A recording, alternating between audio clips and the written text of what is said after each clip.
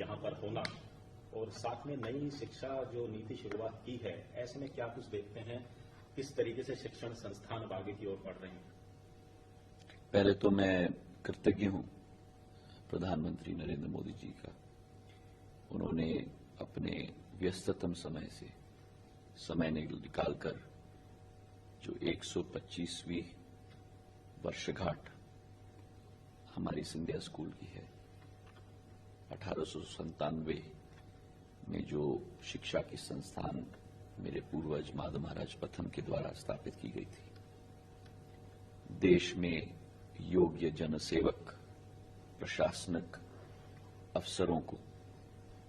नई एक प्रशिक्षण देने के लिए, और जो ये सफर इस संस्थान ने तय किया है, जहां राष्ट्र के योगदान के लिए अनेक श्रेणियों में जनसेवकों को तैनात किया है। आज हमारा सौभाग्य है कि प्रधानमंत्री जी के दौरे में, उनके प्रवास में, वे इस अवसर पर इस काल को स्वर्णिम काल के रूप में सिंधिया स्कूल के लिए परिवर्तित करने के लिए स्वयं आ रहे हैं। जहां तक देश की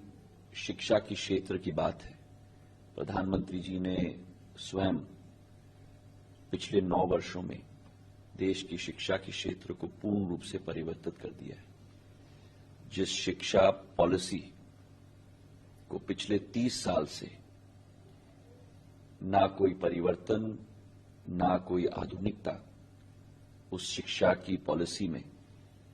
अधीन की गई थी, उस पूर्ण शिक्षा नीति को परिवर्तित करके, मूल चूल परिवर्तन करके देश के नहीं लेकिन विश्व के सबसे आधुनिक शिक्षा नीति में परिवर्तित कर दिया है। जहां आज संगम की जरूरत है शिक्षा ग्रहण करने की, और शिक्षा ग्रहण करने के साथ साथ अनुभव भी ग्रहण करने के लिए, और इन दोनों शिक्षा का ग्रहण और अनुभव ग्रहण करने की का एक संगम नई शिक्षा पॉलिसी में हमें दिख रही है। प्रधानमंत्री जी की सोच और विचारधारा सदैव रही है कि भारत का युवा एवं युवती ही भारत को इस सफर में,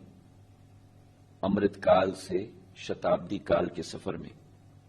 भारत को एक विश्व गुरु के रूप में परिवर्तित करेगा। और आज मुझे पूर्ण विश्वास है कि देश का एक एक युवा, देश की एक एक युवती उसी सोच और विचारधारा के साथ देश के लिए योगदान, देश के लिए प्रगति और राष्ट्रीय विकास में अपना पूर्ण योगदान देने के लिए पूर्ण रूप से संकल्पित है।